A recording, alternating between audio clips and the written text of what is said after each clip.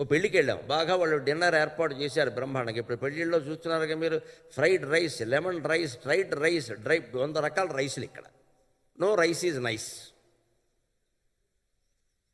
పైగా వాడు కలిపి పెడతాడు. ఆవకాయ అన్నం వాడు కలపడం యథోదరిద్రం, మనం కలుపుకోలేము ఇక్కడ. వాడి చేత్తో వాడు కలిపింది మనం తినాలి, ఇదో కర్మ ఇది. వాడే కలిపేస్తాడు ఆయన. పులుసు రైస్, పిప్పి రైస్, మొత్తం మీద నీ రైస్ అన్నీ పిప్పి అవుతాయి. ఇన్ని పెడతారు, ఎవడో తినడం. మళ్ళీ ఇంటికి వెళ్ళి తినాలి అక్కడ అవి సైన్స్గా. ఏవో తినకుండా తింటాం మనం ఆశపడి. ఇంటికి వచ్చాం అంతే, ఇక మొదలైంది from bathroom to bedroom runs. ఏమిటో అనుకుంటూనే ఉన్నాను తిన్నాం. ఇదే చాపల్యం. పెళ్ళికి వెళ్ళడం సుఖం, ఇది తెచ్చిపెట్టుకోవడం దుఃఖం. ఈ రెండు కలిసే ఉంటాయి. వివేకానందుడు చెబుతాడు, దుఃఖం ఎప్పుడు సుఖం ఎప్పుడు దుఃఖం అనే కిరీటాన్ని పెట్టుకుని వస్తుంది. నువ్వు ఒక మనిషికి ఒక మహారాజు లాంటి వ్యక్తికి నువ్వు స్వాగతం చెప్పినప్పుడు ఆయన కిరీటం లేకుండా రమ్మంటే రాడు. మహారాజు అంటే కిరీటంతో ఉంటాడు. నువ్వు స్వాగతం చెప్పడానికి సిద్ధంగా ఉండు. మీరు ఎలా రావాలి అలా రావాలంటే వారు రారు, వారి పద్ధతిలో వారు వస్తారు.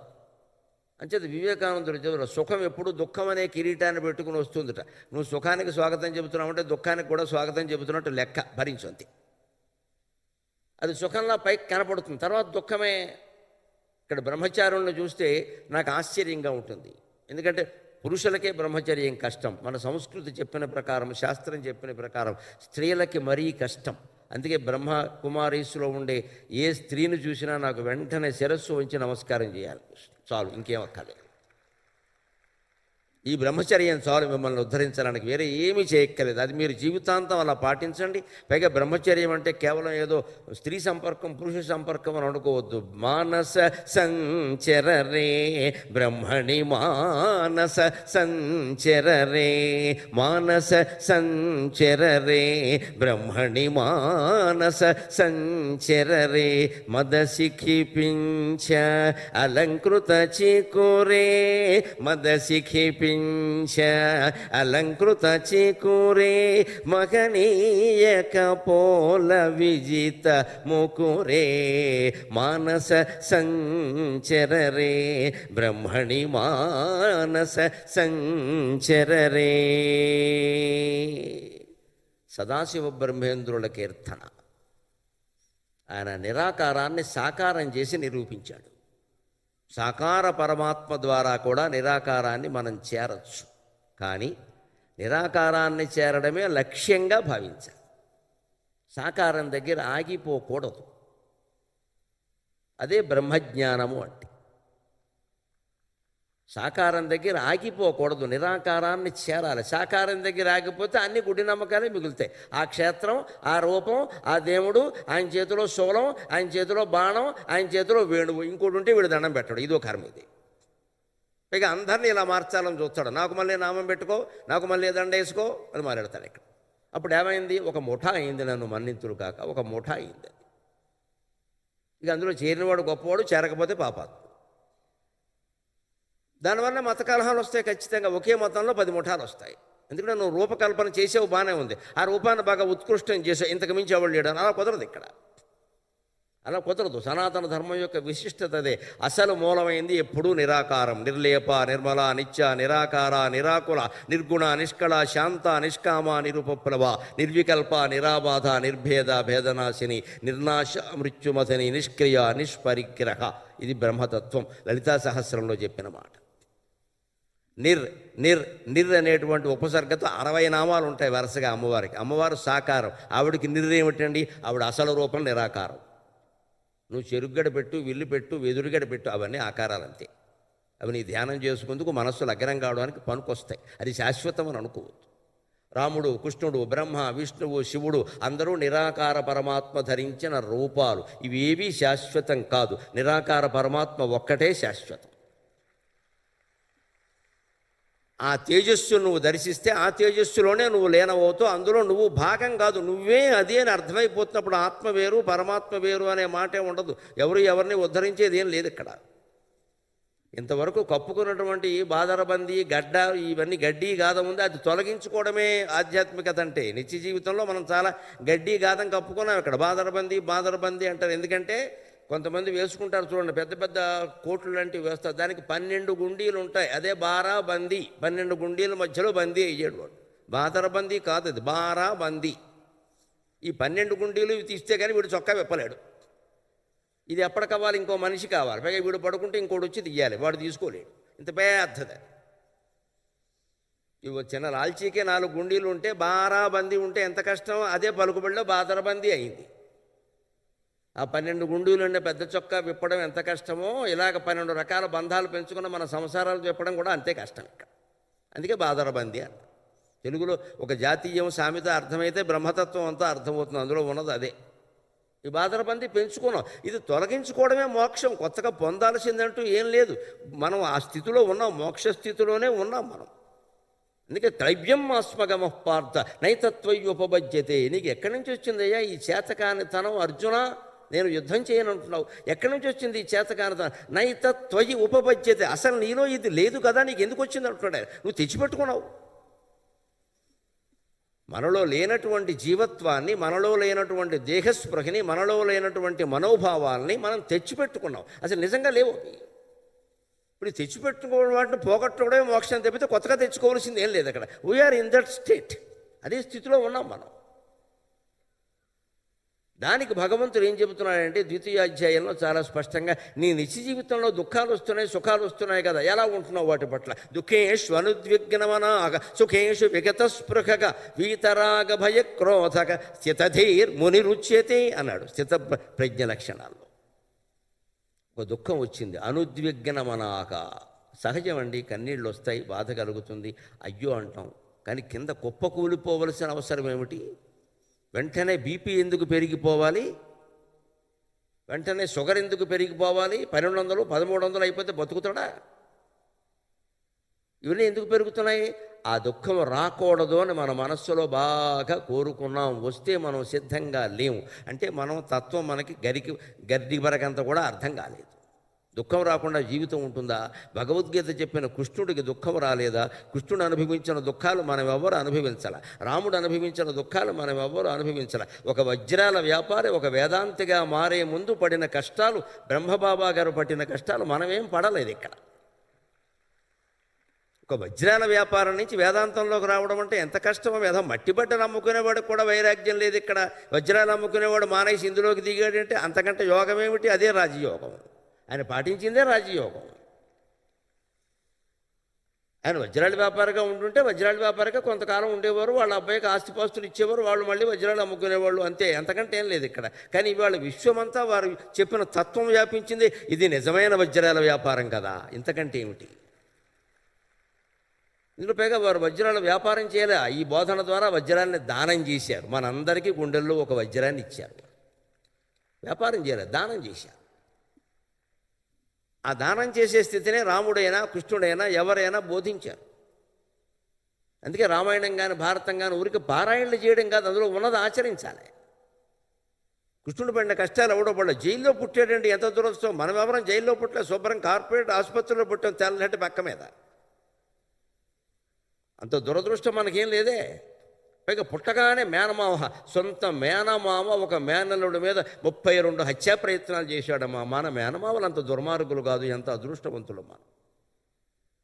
మేనమామ చంపేదలుచుకుంటే ఏ మేనల్లుడైనా బతుకుతాడా? ఆయన మీద జరిగిన హత్యా ప్రయత్నాలు ఇంకెవరి మీద జరగలేదండి. అవన్నీ తట్టుకున్నాడు ఆయన. తర్వాత వచ్చి ఆ మేనమామను వేసి పారేశాడు. మేనమామ అంటే అలాగా, వాడు దుర్మార్గుడు, అంతే లెక్క. మనం ఇవన్నీ గ్రహించడం మానేసి నమ్మకం ఏం పెంచుకున్నాం. కృష్ణుడు రోహిణి నక్షత్రంలో పుట్టాడు, రోహిణిలో పుడితే మేనమావ గండం. ఎవడు చెప్పాడో తెలియదు. ఇదేమిటిది? అందుకే రోహిణిలో ఎవరైనా పుడితే ఆడపిల్ల కానీ మగపిల్లడు కానీ మేనమావకి చెప్పకుండా దాచేస్తారు. ఆ విషయం చెప్పకుండా దాచేస్తే గండం కాదా? ఇదేం అజ్ఞానం, భయంకరమైన అజ్ఞానం. నువ్వు ఏ నక్షత్రంలో పుట్టినా మేనమావ మేనల్లుడు ఈ భేదాలు ఏమీ లేకుండా ధర్మాన్ని సమర్థించు, అధర్మాన్ని వ్యతిరేకించు. ఇదే భగవద్గీత. దానికోసం యుద్ధం చేస్తే చెయ్యి, లేదు ఉద్యమం చేస్తే చెయ్యి, ఏం చేసినా చెయ్యి. ఏమీ కాకపోతే ఇంట్లో కూర్చుని ధ్యానమైనా చెయ్యి. ధర్మస్య జయోస్తు అధర్మస్య నాశోస్తు అని ధ్యానం చెయ్యి. ఆ ధ్యానమే మొత్తం అన్ని లక్ష్యాలు సాధిస్తుంది. అందుకని దుఃఖం వచ్చింది. అనుద్విగ్నమనాక, అంత ఉద్విగ్నత చెందకుండా ఉండలేమా అండి? ఆలోచిద్దాం. చెప్పినంత తేలిక కాకపోవచ్చు, కానీ ఉండొచ్చు. మమకారం పెంచుకోకుండా ఉంటే సాధ్యం అవుతుంది. అంటే ఏం చేయాలి? సుఖేషు విగత స్పృహగా, పక్కనే చెప్పాడు. సుఖం వచ్చినప్పుడు కూడా దాని మీద ఎక్కువ దృష్టి పెట్టి పొంగిపోకుండా ఉండు. ఇందాక అనుకున్న పెళ్లి జరిగింది, లేకపోతే మనకేదో ప్రమోషన్ వచ్చింది, మనకేదో కొన్ని లక్షల వ్యాపారంలో కలిసి వచ్చే, అప్పుడు కూడా అంత బాగా పొంగిపోక. Take it easy. మనం ఎవరికైనా చూడండి, ఏదైనా బాధ కలిగినప్పుడు ఏం చెబుతాం? Take it easy, take it easy అంటాం. ఎవడైనా మన దగ్గర నాకు ₹1,00,00,000 లాటరీ వచ్చిందనగానే ఈ మాట అన్నాను, take it easy, take it easy, అది పోతుంది, జాగ్రత్త అని చెప్పండి. వాడికి నచ్చదు ఆ మాట, అయినా చెప్పాలి. అదే వేదాంతం. శుభవార్తలు ఎవరైనా చెబితే take it easy, take it easy, నాకు భారతరత్న బిరుదం ఇచ్చారు, take it easy, take it easy అని చెప్పండి. పొంగిపోక, ఇక్కడ నీకు రైల్లో ఫ్రీ ఇస్తారు, అంతకంటే ఏం లేదు. నువ్వు భారతరత్న అయినా మీ ఆవిడ ఇదివరకు పెట్టే అన్నమే పెడుతుంది, కానీ కొత్త అన్నం ఏం పెట్టదు, ఫ్రైడ్ రైస్ పెట్టదు, అదే అన్నం పెడుతుంది. నేను భారతరత్న కదంటే అయితే వండుకో అని చెబుతుంది ఆవిడ. భారతరత్న ఉంటే ఇంకా బాగుంటుంది, వండుకో అంటుంది. చావాలి ఇప్పుడు ఇక్కడ. ఎందుకు వచ్చింది ఇది? దే సుఖేషు విగత స్పృహ. ఎంత పెద్ద సన్మానం జరిగినా, ఎంత గౌరవం జరిగినా, ఎన్ని బిరుదులు రాని, ఊరికే అలా విని ఊరుకో, వదిలేసి. ఏదో చేసేవాళ్ళు చేసుకుంటారు, దండలు వేసేవాళ్ళు వేసుకుంటారు, సన్మానాలు చేసేవాళ్ళు చేస్తారు, అయిపోయింది, ఇంటికి వెళ్ళిపోవాలి. జరుగుతున్నంతసేపు నమశివాజ నమశివాజ నమశివాజ, అదే ధ్యానం. ఇది శివుడికి జరుగుతున్న సన్మానం, నాకు కాదు ఇది, ఈ దేహంలో ఉన్నది ఆయన. వదిలిపోయింది. లేకపోతే ఏమవుతుంది? ఒకడికి సన్మానం చేస్తున్నారు వేదిక మీద, దండలు వేస్తున్నారు, చాలా దండలు ఇచ్చారు, 30-40 దండలు ఇచ్చారు. అయినా వాడు మొహంలో ఎక్కడ కాంతి కనబడ్డంలా, చిరునవ్వు కనబడ్డంలా. వీడియో తీసేవాడు కూడా ఆశ్చర్యపోతున్నాడు, ఎక్కడా నవ్వు లేదు ఏమిటి అని. ఒకడు పక్కకి వెళ్ళి అడిగాడు, సార్ కెమెరా వాడు చెప్తున్నాడు సార్, కొంచెం నవ్వండి సార్, కొంచెం నవ్వండి సార్ ఉంటుంటే వాడు అన్నట్టు 100 దండలకు డబ్బులు ఇచ్చావు, 52 పడ్డాయి అన్నట్టు. ఎక్కడ నవ్వమంట? 100 దండలకు డబ్బులు ఇచ్చాం, ప్రతి దండ ₹25. ఎవడు ఖర్చు పెడతాడు? 52 పడ్డాయి, మిగిలిన 48 ఏమయ్యాయి అని అడిగాడు. అంటే ఈ సన్మానం కావాలని చేయించిన దండలకి డబ్బులు కూడా ఇచ్చాడు. మనం సుఖాలు కాదండి, దుఃఖాలు కూడా కావాలని తెచ్చుకుంటున్నాం. పిల్లలకి ఇక్కడ చదువు ఉంది, హైదరాబాద్లో చదువు లేదు, అమెరికా. పోనీ ఏమన్నా MBBS ఏం కాదండి, డిగ్రీ అమెరికా. ఎందుకంటే మావాడు అమెరికాలో చదివాడు అని చెప్పుకోవాలి. అక్కడి నుంచి వెళ్ళిన తర్వాత ఏమిటో పిల్లలు దూరం అయిపోయారు. నువ్వు తెచ్చిపెట్టుకున్నావు, ఎవడు దూరం చేసుకోమన్నాడు? వాడిని వెళ్ళొద్దని చెప్పచ్చు కదా. ఇవాళ పిల్లలు మేము విదేశాలు వెళ్ళము అంటే తల్లిదండ్రులు పంపిస్తున్నారమ్మా, నన్ను మన్నింతులు కాక పచ్చి వాస్తవం చెబుతున్నాను. తల్లిదండ్రులు పంపిస్తున్నాను, ఎందుకంటే మేనళ్ళు వెళ్ళాడు, తోడేళ్ళు వెళ్ళాడు, నువ్వు వెళ్ళకపోతే నేను 10 మందిలో తలెత్తుకోవాలి, నువ్వు వెళ్ళు అని ఎడ్యుకేషన్ లోన్ పెట్టి పంపిస్తున్నారు. వాడు బతుకు పాడైపోతుంది అక్కడ. ఎడ్యుకేషన్ లోన్ వాడు ఎలా కట్టుకోవాలి? ఆ పాటి చదువు నీకు ఉభయ తెలుగు రాష్ట్రాల్లో ఎక్కడా లేదా? నువ్వు చదివే బోర్డు చదువుకి అమెరికాను ఆస్ట్రేలియా కావాలా? ఉద్యోగానికి అమెరికా, చదువుకి అమెరికా. మళ్ళీ వాళ్ళు దూరం అయ్యారని దుఃఖం. నువ్వు తెచ్చిపెట్టుకున్నదే కదా, ఎవరు పంపమన్నారు అంత దూరం? మనం తెచ్చిపెట్టుకుంటున్నాం, సుఖాన్ని దండలిచ్చి సన్మానం సభ పెట్టుకున్నట్టే మన పిల్లల్ని అక్కడికి ఇక్కడికి పంపించి చివరికి ఏం చేసాం? మనం చాలా తెలివైన వాళ్ళం, కొడుకుల్ని విదేశాలు పంపించాం, కుక్కల్ని ఇంటికి తెచ్చుకున్నాం. ఎంత గొప్ప వాళ్ళమో! విదేశాల్లో ఉండే కుక్కలు మన ఇళ్లలో ఉన్నాయి, మన ఇంట్లో ఉండే కొడుకులు విదేశాల్లో ఉన్నారు, వాళ్ళు బాగుపడుతున్నారు. అక్కడ మనం కుక్కలు కుక్కలు ఉంటే ఏం చేయాలో అన్నీ తెలుసు ఎక్కువ. ఈ కుక్కను పెంచుకోవడం, దానికి భర్తకి కానీ భార్యకి కానీ పిల్లలకు కానీ ఎవరికి చేయనంత సేవ చేస్తున్నారు. అది ఎంత అదృష్టవంతురాలు! ఎందుకంటే తోడు నీడుగా ఉన్న కొడుకు కోళ్ళు ఏమయ్యారు? వాళ్ళతో పడదు మనకే. దుఃఖాలు సుఖాలు మనం తెచ్చిపెట్టుకుంటున్నాం కదా, అందుకని దుఃఖంలో ఊరికే అంత ఉద్విగ్నతకి లోను కాకు, సుఖం మీద అంత దృష్టి పెట్టుకోకు, వదిలేయి ఆ విషయాన్ని, ఎక్కడిదెక్కడ వదిలేయి. Take it easy. సుఖాన్ని కూడా టేక్ ఇట్ ఈజీ. వీత రాగ భయక్రోధక. ఈ దుఃఖానికి సుఖానికి మూలమేమిటండి? రాగ. అది చాలా గొప్ప మాట. రాగం అంటే సంగీతంలో రాగం కాదు, బేగడ బెలహరి కాదు, నాటారవి భైరవి ఆనంద భైరవి కాదు, ఎదుకుల కాంభోజి ఆ రాగాలు కావు. ఇష్టం.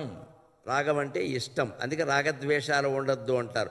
ద్వేషం ఉండొద్దు అంటే చాలామంది ఒప్పుకుంటారు, రాగం ఉండొద్దని తెలియదు, ఇష్టం కూడా ఉండొద్దు. నీకు ఇష్టం ఉందంటే ద్వేషం వస్తుంది, ఇష్టం లేకపోతే ద్వేషం రాదు. నాకు మా అబ్బాయి అంటే ఇష్టం అన్నామంటే మిగిలిన వాళ్ళంటే ఇష్టం లేదని అర్థం. ఆ ఇష్టం అనడం మనయి. అందుకే శ్రీకృష్ణుడు మొత్తం జీవితం మీద ఎక్కడ నాకు వారంటే ఇష్టమని ఒక్క మాట ఎక్కడా మాట్లాడలేదండి. అందరూ ఒకటే, ఆయనకి అందరూ ఒకటే. కాబట్టి 16,000 సంవత్సరాలు చేయగలిగాడు. వారికి నేనంటే ఇష్టమో లేదో నాకు తెలియదు, నాకు అందరూ ఒకటే, తీసిపారాయి అన్నాడు. ఎవరంటే ఇష్టం లేనప్పుడు ఎవరంటే ద్వేషం కూడా ఉండదు.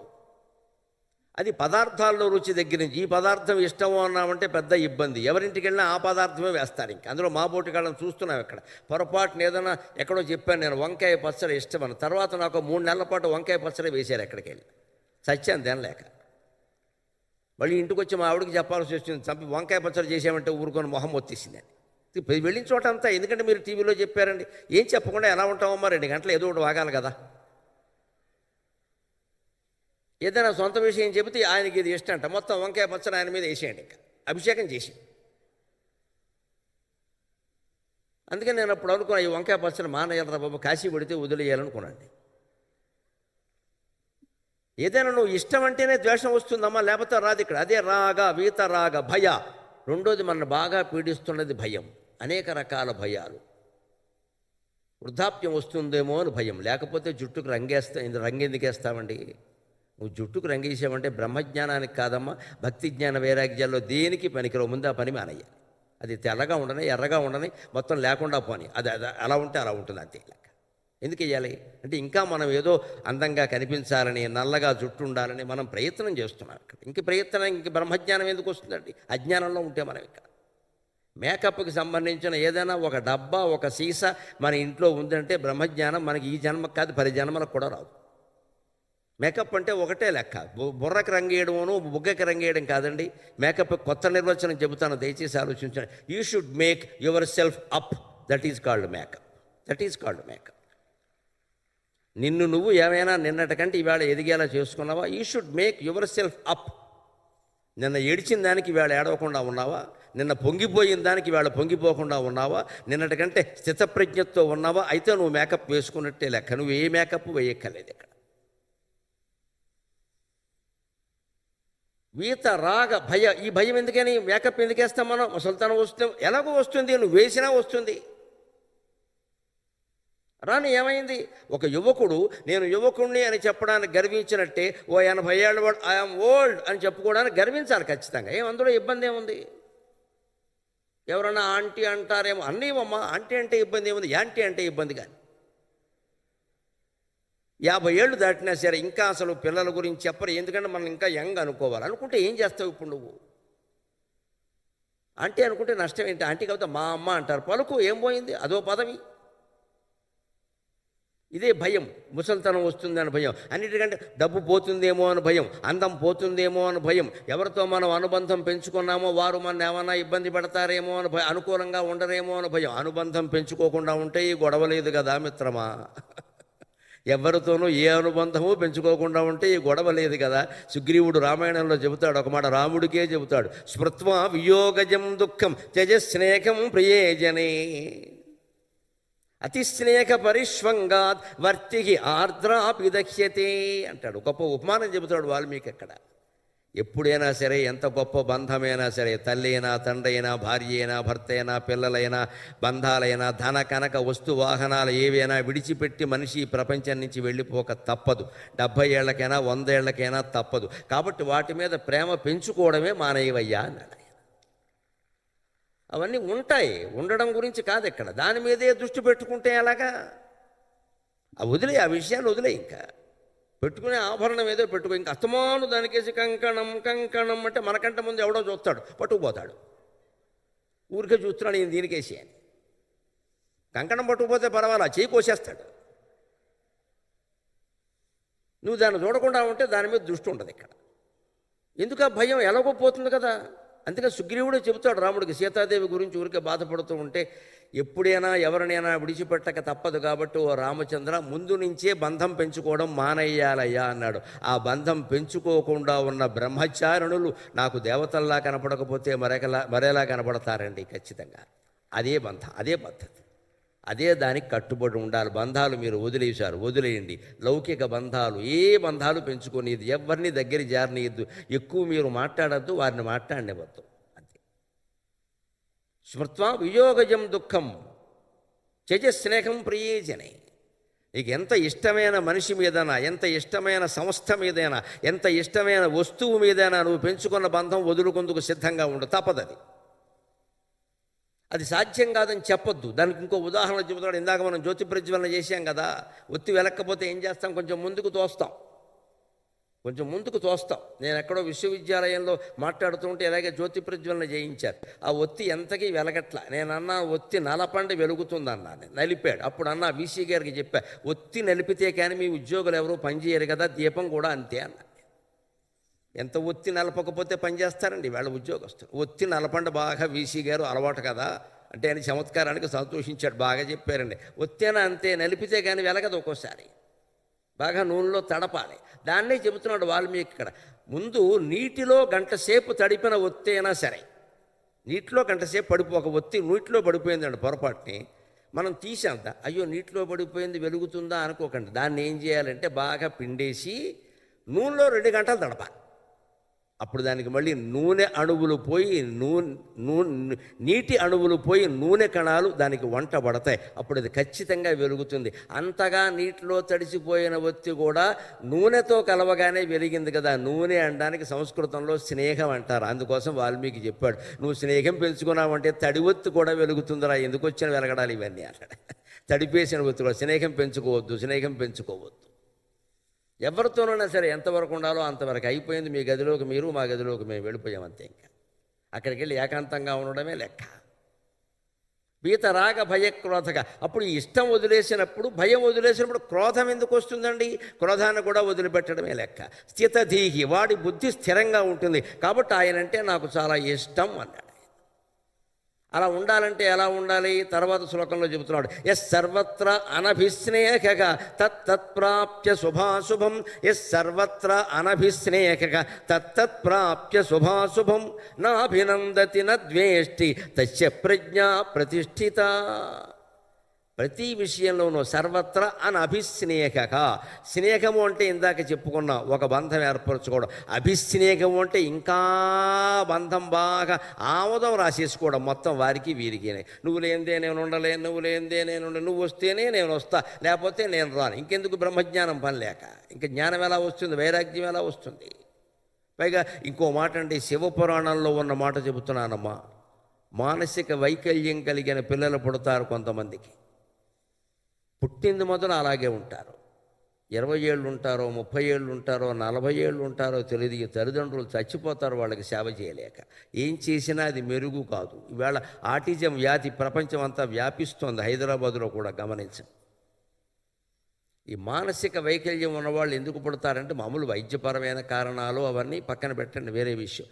పురాణంలో చెప్పిన కారణం ఏమిటంటే, ఎవరితో అయితే మనం ఉద్యోగపరంగానో, సంసార పరంగానో, మరొక సంస్థ పరంగానో, దేని పరంగానో బాగా అటాచ్మెంట్ పెంచేసుకున్నామో, నువ్వు లేనిదే నేను లేనని పెంచేసుకున్నామో, వాళ్ళే తర్వాత జన్మలో మనకి పిల్లలు కాబట్టి మంచం మీదే పడుకుని ఉంటారు. చచ్చినట్టు 30 ఏళ్ళు నువ్వు చూస్తూ కూర్చోవాలి. ఎందుకంటే నిన్ను చూడందే నేను ఉండలేను అన్నావు. చూడు, వాడికి కాళ్ళు లేవు, చేతులు లేవు, చూస్తూ కూర్చో.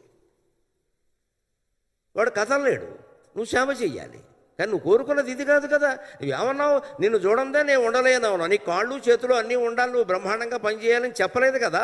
దేవుడు చాలా తెలివైన వాడండి. అంటే మనం ఏది కోరితే అదే చేస్తాడు, అక్కడ చుక్కట్టేస్తాడు ఆయన. ఎందుకంటే నేను వాడిని చూడందే నేను ఉండలేను అన్నావు, కానీ వాడికి సర్వావయవాలు ఉండాలని నువ్వు చెప్పలేదుగా, అంతే. ఇక మనకి ఎన్ని తెలివితేటలుంటే మనం పుట్టించిన వాడికి ఎన్ని ఉంటాయి, వరాలు ఇచ్చేవాడికి అంతే.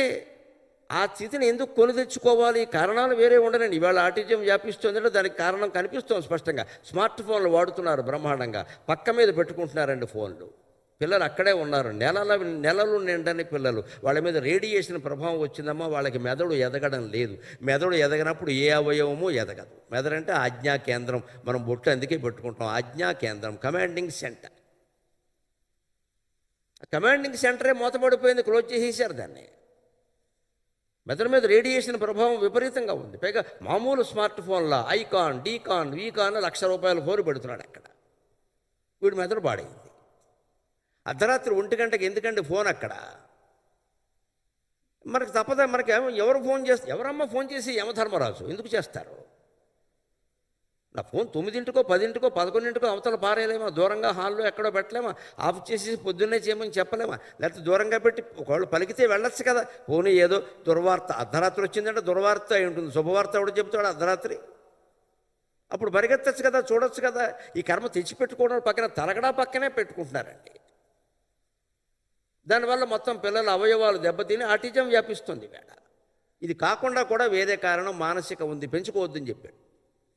అందుకే సర్వత్రా అనభిస్నేహక, మన జీవితంలో మనం చేసే పని ఏదైనా, వ్యవసాయం, వ్యాపారం, ఉద్యోగం, సంసారం, ఇలాగే సభలో మాట్లాడడం, వినడం, ఎక్కడో భోజనం చేయడం, ఏదైనా సరే అనభిస్నేహక, దాంతో ఎక్కువ పట్టుదల మమకారం పెంచుకోవద్దు. తత్తత్ప్రాప్య శుభ అశుభం, అది శుభం కావచ్చు అశుభం కావచ్చు, ఏదైనా సరే, శుభమైనా సరే ఊరికే పొంగిపోయి పార్టీలు ఇవ్వద్దు. ఇవాళ పిల్లల పుట్టినరోజుకి 10 లక్షలు ఖర్చు పెట్టి పార్టీ ఇస్తున్నారు. వాడు పుట్టాడో ఏమైందో వాడికే తెలియదు, వీళ్ళకి ఎందుకంటే పార్టీ పని లేక. వాడు ఉయ్యాల్లో ఉన్నాడు, తల్లి ఎత్తుకుంటే బాగుండని వాడు చూస్తున్నాడు. ఈ తల్లి ఎత్తుకోవడం మానేసి పట్టుచీరడు కొట్టుకుని అందరి దగ్గరికి మీరు వచ్చారా, మీరు వచ్చారా, మీరు వచ్చారు, వారు ఎందుకు రాలేదు, వారు ఎందుకు వస్తారు మన ఇంటికి, పిల్లడు ఇక్కడ పోయాడు, ఇక్కడ ఉన్నవాడు. మన డబ్బులు ఉన్నాయని మనం చెప్పుకోవడం కోసం పిల్లలకి పుట్టినరోజు పార్టీలు చేస్తున్నాగా, లేకపోతే చేయాల్సిన అవసరం ఏం లేదండి. వాడికి తెలియదు, అది పుట్టినరోజో పెళ్లి రోజో వాడికి తెలియదు. నువ్వెందుకు చేస్తావు పని లేక, నీ స్వార్థం కోసం చేస్తున్నావు ఇక్కడ. పైగా తర్వాత ఆ పిల్లలు మనకి కలిసి రాకుండా పోయేసరికి, చిన్నప్పుడు వీడు పుట్టినరోజుకి 10 లక్షలు ఖర్చు పెట్టాను, ఈవేళ తల్లిని పట్టించుకో. నువ్వు ఆ వేళ వాడిని పట్టించుకున్నావా, తల్లి నమస్కారం. వాడిని ఉయ్యాల్లో పెట్టి నువ్వు ఊరంతా తిరిగావు ఇక్కడ. దాన్ని ఫేస్బుక్లో పెట్టావు, ఫోటోలు తీసావు, వీడియోలు తీసావు, నీకు లైకులు రావాలి, బొట్టన వేలు చిటికిన వేలని చూసావు, పిల్లని చూడలేదు ఇక్కడ. వాడు కుక్కడు పాల కోసం ఏడిచాడు వాడు, ఈ తల్లి పాలివదాయ. ఇదే నిత్య జీవితంలో భగవద్గీత, ఆధ్యాత్మికత ఆచరించండి. ఎందుకు అంత చేయాలి? పైగా దీనికి అప్పులు, ఇంత డబ్బు లేదు అప్పులు చేయడం దీనికి. అంచేది ఎక్కడ శుభ అశుభం, అలాగే అశుభం వచ్చింది, జరగకూడదు ఏదో జరిగింది, దానికి చేయవలసింది ఏదో చేయండి, అయిపోయింది. అంత్యక్రియలు చేయాలి, బాగుంది, 10 రోజులు ఏదో కర్మకాండ చేయాలి, చేసేయండి, అయిపోయింది. ఇంక దాని గురించి ఎవరు వ్యాఖ్యానించదు ఇక్కడ. దాన్ని ఇంకా మనసుకు పట్టించుకోబాడు. ఏంది నేను ఉండలేకపోతున్నానండి, ఏమిటో తోచడం లేదంటే ఆయనతో బాగా పెంచేసుకున్నావు నువ్వు ఇక్కడ. ఆ పెంచుకోవడమే తప్పు. ఆయన లేకపోయినా మనం ఉండాలి, వారు లేకపోయినా మనం ఉండాలి, వారు ఉన్నా ఉండాలి. ఉన్నంతకాలం మానవ సంబంధాలు ఎలా ఉంటాయంటే విచిత్రంగా, ఉన్నంతకాలం వాళ్ళతో పడక ఏడుస్తారు, పోయేసరికి మాత్రం వెళ్ళిపోయాడు వెళ్ళిపోయాడు వెళ్ళిపోయాడు, నువ్వేగా వెళ్ళగొట్టేసింది. ఉన్నంతకాలం ఎలా ఏడుస్తారు, పోతే అలా ఏడుస్తారు. చాలా విచిత్రం అండి. ఏ మానవ సంబంధాన్ని నమ్మడానికి వీల్లేదమ్మా. మాధవ సంబంధం ఒక్కటే శాశ్వతం, ఖచ్చితంగా పరబ్రహ్మతో మనకు ఉండే సంబంధం. ఆత్మబంధం తప్పితే అనవసర బంధాలను నమ్మడానికి వీల్లేదు. అందరూ తొలి డ్రామా ఆడుతున్నారు ఇక్కడ. నాకు మొహమాటం లేకుండా మాట్లాడడమే అలవాటు. అందరూ తొలి డ్రామా ఆడతారు. భార్యో డ్రామా, భర్తో డ్రామా, పిల్లలు అంతకంటే పెద్ద డ్రామా, ఊళ్ళో వాళ్ళు అంతకంటే గొప్ప డ్రామా. వీడెప్పుడు మనతో వచ్చేవాళ్ళు లేడు, మనతో ఉండేవాళ్ళు లేడు ఇక్కడ. వాళ్ళు డైలాగ్ బదులు డైలాగ్ వేసేయడమే. నాటకంలో 2 నటులు నటిస్తూ ఉంటారు. ఏం కోరుకుంటారు? ఒక నటుడు పక్క నటుడి నుంచి వాడు బాగా నటిస్తే నేను కూడా బాగా నటిస్తా, అంచేది భార్య బాగా నటిస్తుంది, భర్త కూడా బాగా నటించడం సరిపోతుంది. ఇది నాటకం అని తెలుసుకుంటే చాలు. ఆ నాటకానికి అతీతంగా ఉండగలిగిన బ్రహ్మకుమారి సోదరీమణులకు మరోసారి నమస్కారం చేస్తున్నాను. మీరు నాటకమే వదిలేశారు, గొడవలేదు. చెప్పారు కదా, సినిమాలు చూడరు, పార్టీలకు వెళ్ళరు, మద్య మాంసాలు సరే ఆ జోలికి. ఇంతకంటే యోగం ఏమిటండి? సినిమాలు చూడకుండా ఉండగలిగితే జీవితం అంతా బ్రహ్మాండంగా ఉంటుంది. అందులో ఇవాళ వచ్చే సినిమాలు చూసేలా ఉన్నాయా? ఇదేమన్నా లవకుశ రామ పట్టాభిషేకమా చూడడానికి? ఇక్కడ ఏముంది? చూడకపోవడమే మంచిది. దానికి తోడు ఈ స్మార్ట్ ఫోన్ కూడా వదిలేస్తే గొడవలేదు. ఇంకా ఏం చూడక్కల్లా. వాడితో మొదలెట్టామనుకోండి, వాట్సాప్ అని అడ్డమైన విషయాలు నాకు పంపి, దీని మీద మీ స్పందన, ప్రతి దాని మీద మనం స్పందించాలి. ఎక్కడ పనేం లేదా? ఇదేమన్నా బ్రహ్మజ్ఞానమా, వేదాంతమా, వైరాగ్యమా ఏమిటట? లోకంలో అనేకం జరుగుతాయి, స్పందించాం. అంటే అసలు ఆ యంత్రమే మన దగ్గర ఉండదు, తీసేయి, మనకేం అవసరం. ఇది సర్వత్రా అనభిస్నేహ తత్తత్ప్రాప్య శుభాశుభం నా అభినందతి నద్వేష్టి. శుభం జరిగింది కదా అని ప్రత్యేకించి అభినందించొద్దు, అలాగే అశుభం జరిగింది కదా అని దాన్ని వ్యతిరేకించను వద్దు, రెండూ వద్దు. తస్య ప్రజ్ఞ ప్రతిష్ఠిత, ఇది స్థిత ప్రజ్ఞ లక్షణం. అంటే అతని ప్రజ్ఞ, ఆమె ప్రజ్ఞ సుస్థిరంగా, ప్రతిష్ఠిత అంటే ప్రతిష్ఠ చేయబడింది. మామూలుగా మనం ఇంట్లో దేవుడు బొమ్మ పెట్టుకున్నాం అనుకోండి, ఓసారి దాన్ని అక్కడ బాగులేదంటే తీసి ఇంకో చోట పెడతాం. లేకపోతే ఇంటికి ఎవరన్నా వస్తే మనకు కావాల్సిన ఈ బొమ్మ బాగుంది నాకు కావాలి అంటే ఇచ్చేస్తాం. దేవుడు గుళ్ళో ప్రతిష్ఠ చేసిన బొమ్మను ఎవరికి ఇవ్వలేం కదా, దాన్ని ఆరాధన చేసి శతాబ్దాల తరబడి అక్కడే ఉంచుతాం కదా. తస్య ప్రజ్ఞ ప్రతిష్ఠిత, నీలో ఉండే స్థిత ప్రజ్ఞని దేవుడు గుళ్ళో విగ్రహాన్ని ప్రతిష్ఠించినట్టుగా ప్రతిష్ఠించు. దాన్ని ఇంకా కథలు నీకు అక్కడి నుంచి, ఆ ప్రజ్ఞలోనే నువ్వు ఉండు. ఈ మాట ఈ అధ్యాయంలో 5-6 సార్లు వాడతాడు పరమాత్మ. తస్య ప్రజ్ఞ ప్రతిష్ఠిత, తస్య ప్రజ్ఞ ప్రతిష్ఠిత. ఇలా ఇంద్రియాల నుంచి మనం ఇంద్రియాలను నిగ్రహించుకోవడం ఎలాగా తర్వాత శ్లోకంలో చెబుతున్నాడు. విషయా వినివర్తంతే నిరాహారస్య దేహినక, విషయా వినివర్తంతే నిరాహారస్య దేహినక రసవర్జ్యం రసోప్యస్య పరం దృష్ట్వా నివర్తతే. ధ్యానం ఎంతో కాలంగా చేస్తున్న వాళ్ళకు కూడా పరబ్రహ్మ సాక్షాత్కారం ఎందుకు కాదో, ఎలా అయితే అవుతుందో చెబుతున్నాడు. చాలా కీలకమైన మాట ఇది. విషయా వినివర్తంతే నిరాహారస్య దేహినక. మన సంస్కృతిలో ఉపవాసాలు ఉంటాయి, అవి చాలా గొప్పవి. ఇవాళ డైటింగ్ అనే పేరు మీద దాన్నే చెబుతున్నారు ఇక్కడ. ఏకాదశి ఉపవాసం నెలకు 2 సార్లు తప్పదు. ఉపవాసం అంటే కటిక ఉపవాసం చేయడము తప్పే. అలాగని అన్నానికి బదులు పిండి, అట్టిపళ్ళు, ప్రసాదాలు లాగించేయడము తప్పే. ఎక్కువ తినడమో తప్పే, అసలు తినకపోవడం తప్పే. ఉపవాసం చేస్తే ఖచ్చితంగా అల్పాహారం తీసుకునే టైంకి అది మానేసాం కాబట్టి 1 గ్లాసు మజ్జిగ తాగాలి. ఎందుకంటే కడుపు, ఇందులో పేగులు అవి క్లచెస్లా ఉంటాయి, రంపపు ముళ్ళులాగా. పడాయి ఇంకా పడాయమే, లేకపోతే నిన్ను తింటా అన్నట్టుగా ఉంటాయి. అంచేది 8:30కి మనం ఇడ్లీ తినో అల్పాహారం తినే అలవాటు ఉంటే ఆ సమయానికి ఇడ్లీయో దోశ తిను, లేకపోతే 1 గ్లాసు మజ్జిగ బారాయి, దాంతో సంతోషిస్తుంది. ఈ పూటకి ఇంతే ప్రాప్తం అని. మళ్ళీ అన్నం తినే సమయం వచ్చింది, 2 గ్లాసులు తాగాయి. మరి అన్నం కదా, కొంచెం ఎక్కువ ఆహారం, 2 గ్లాసులు మజ్జిగ తాగాయి. ఊరుకో, పాలు మజ్జిగో, కాఫీ టీలు కాదు. మళ్ళీ సాయంత్రం ఏదో కాస్త టీ తాగే అలవాటు ఉంది, మానయ్య మజ్జిగ తాగాయి. రాత్రి 2 పళ్ళు తిని పడుకో. ఇది రోజు ఉపవాసమే. ఇందులో కటిక ఉపవాసం చేస్తే ప్రమాదం ఏమిటంటే, ఆ ఉపవాసం పెరిగిన కొద్దీ మనిషికి జ్ఞాపక శక్తి నశిస్తుంది. మనకి ఉపవాసాలు ఎక్కువ ఎందుకు చేయమంటారంటే, కటిక ఉపవాసం కాకుండా ఇలా పాలు మజ్జిగో తాగి ఉపవాసాలు చేస్తే క్రమంగా మనస్సులో ఉన్న జ్ఞాపకాలు ఉన్నాయి చూడండి. అక్కడే ఇన్ని లక్షలు దాచా, ఈ బ్యాంక్ లాకర్లో ఇంత బంగారం పెట్టా, ఈ వీడితో నాకు ఈ సంబంధం ఉంది, వాడు నన్ను తిట్టాడు, వీడు నన్ను కొట్టాడు, ఈ భావాలన్నీ మనస్సులో ఉన్నాయి. అవన్నీ క్రమంగా మరుపుకు వచ్చేస్తాయి. ఆ మరుపుకు రావడమే జ్ఞానం. మర్చిపోవాలి, క్రమంగా మర్చిపోవాలి. అన్నం తినడం మానేస్తే జ్ఞాపక శక్తి తగ్గిపోతుంది. అంచేత విద్యార్థులు, యువకులు, యువతులు బాగా తినాలి. 60 ఏళ్ళు దాటినవాడు క్రమంగా తగ్గించాలి.